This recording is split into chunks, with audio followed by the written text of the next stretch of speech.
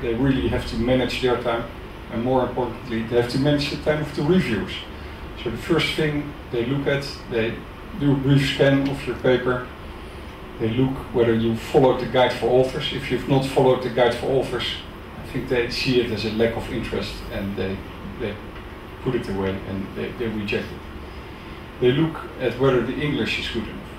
Is the English good enough to disclose the information in your paper, and is it good enough for a reviewer to understand what you've been trying to explain to them?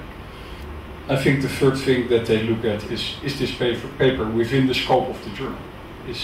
Did you choose the proper journal? In each of these things we will go into more detail, but that's the initial scan.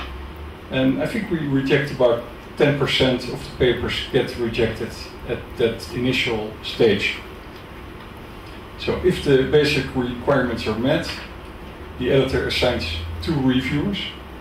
And these reviewers are colleagues from you, expert colleagues, and these people are asked to look at your manuscript in quite detail and to assess its content. And after the review, they provide recommendations for the editor-in-chief, whether it's an accept, revise, or a reject. I think at that stage, a lot of papers get rejected and they go back to the authors. I think most papers, by far most papers at this stage, require revisions. So you get your paper back together with 2 long referee reports, and you have to revise your paper, and that whole cycle starts again until you get an accept. And I think it's important that in this process no publishing staff from Elsevier is involved. This is handled by the scientific community itself. It's only when there's an accept, the paper arrives at Elsevier.